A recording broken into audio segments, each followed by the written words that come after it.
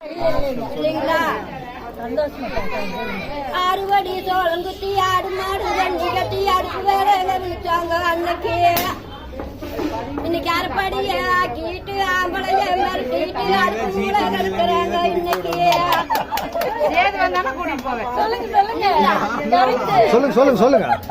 கம்மஞ்சோறு சோளத்தோறு கருகி போனது சோறு கரைச்சு நல்லா குடிச்சாங்க அன்னைக்கு. இன்னைக்கு காப்பி கடை இட்லிய கழுத்து மட்டும் தின்னு போட்டு களிய கண்டா முறைக்கிறாங்க இன்னைக்கு. அதுக்கெல்லாம் நாங்க ஒரு சாட்டு கிழிச்சு போனா தைச்சு போட்டுருது முகம் தைச்சுதான் போடுவோம்.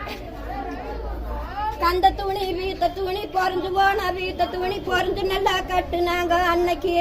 இன்னைக்கு சிலுக்கு மேல சிலுக்கு வந்து சீரான வாயில்சு வந்து மிங்கோசுவா மீறி போச்சு இன்னைக்கு. அன்னைக்கு எங்க காலத்துல எங்க காலத்துல அன்னைக்கு அத்தை மாமா பொண்ணு பார்க்க வந்தா பொண்ணு பார்க்க வாரானா அந்த பிள்ளைகளுக்கு சமாசம் தெரிஞ்சு அந்த பிள்ளைங்க அந்த வீட்டுல இருக்காது. அந்த காலத்துல வேற வீட்டுக்கு ஓடி இருக்கும்.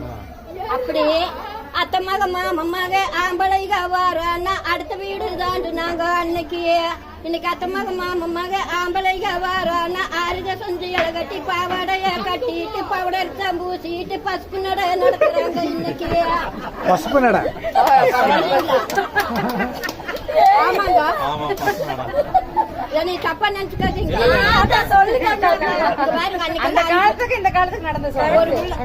அஞ்சு புள்ள 6 புள்ள இருந்தாலும் கூட ஒரு பையன் வேணும்னு பழனிக்கு 12 அமாவாசை போனாங்க.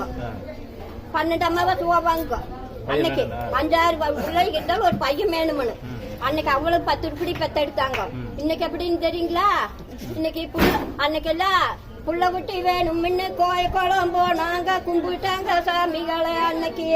இன்னைக்கு புள்ள குட்டி வேண்டாம்னு ஊசியத்தான் போட்டுட்டு உயிர் போக நடக்கிறாங்க இன்னைக்கு.